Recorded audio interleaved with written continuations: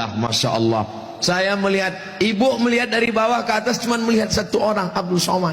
Tapi saya dari bawah ke bawah, dari atas ke bawah, seperti melihat pelangi merah, kuning, hijau dan biru. Masya Allah, begitu cara menyenangkan hati orang mengantuk. Ibu-ibu masih tahan mendengar ceramah? Masya Allah, suara yang ngantuk-ngantuk tahan.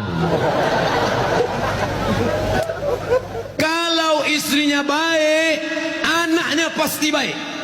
Betul. Tapi kalau suami baik, anak belum tentu baik. Betul. Kita ulang sekali lagi, bisa? Kalau istri baik, anak pasti baik. Tapi kalau suami baik, anak belum tentu baik. Mana contohnya? Nabi Nuh alaihi salam. Nabi Nuh itu baik apa enggak baik? Baik, tapi anaknya anak durhaka, namanya Kan'an, gara-gara istrinya tidak baik. Makanya bapak, kalau istri bapak tidak baik, oh, inilah. Kalau dia tidak baik, belajar kepada ibu-ibu di kota Waringin Barat yang sudah baik, ajak kursus kemarin. Ini orang baik-baik semua ini.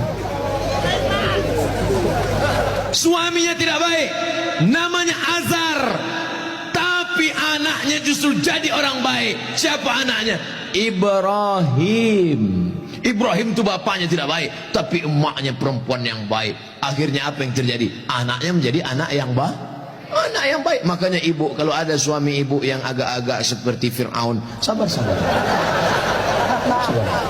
Pulang dari sini, bang, insya Allah aku tetap sabar bersamamu, bang, sampai kau ditenggelamkan di Laut Merah, bang.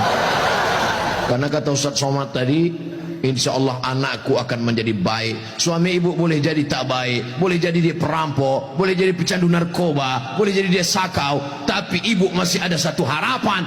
Anak yang ibu kandung, anak yang ibu didik, anak yang ibu berikan akhlakul karimah, dialah yang akan menjadi pelindung penaung. Di tengah malam dia akan berdoa, Rabbighfirli wali walidayya warhamhuma kama rabbayani shaghira. Maka ibu jangan berputus asa.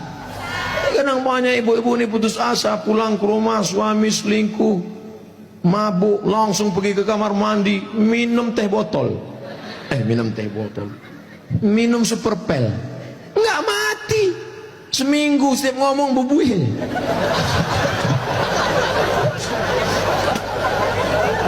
Ibu harus tegar, ibu harus kuat, ibu ada harapan. Harapan ibu siapa?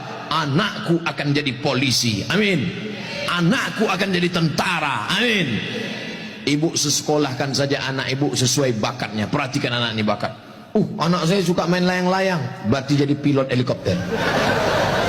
Anakku suka mandi hujan, angkatan laut. Anakku suka ngembus-ngembus semprit, dua kemungkinan. Bisa jadi polisi, razia. Bisa jadi wasit sepak bola. Yang parkir jangan. Ibu jangan sebut tukang parkir. Karena pada dasarnya kita semua ini adalah tukang parkir.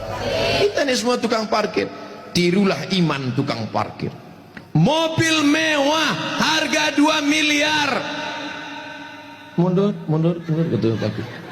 Setelah begitu diambil mobil ini, adakah tukang parkir yang marah? Tidak ada. Ada nggak tukang parkir ngamuk-ngamuk? Kenapa mobil ini diambil? Saya sudah menjaganya 2 jam. Nggak ada. Kalaupun ada berarti gila. Kita itu juga di dunia ini sama seperti iman tukang parkir. Mobil itu titipan, rumah itu titipan, anak itu titipan, kebun itu titipan. Kita hanya menjaganya di dunia, dan setelah itu kita akan mati. Ada yang punya kita? Tidak. Makanya bapak, berapa banyak bapak ketika istrinya meninggal, dia nggak ada nangis. Pas ditanya, bapak nggak nangis? Titipan Pak Ustaz. Ustadz ini ceramah nggak enak, pas giliran mati istri aja. Oke, sekarang kita balik. Berapa banyak ibu-ibu yang imannya sudah mantap, dia menganggap ini semua titipan, hilang tidak apa-apa, meninggal suaminya, dia tegar. Ibu nggak nangis, titipan, Pak.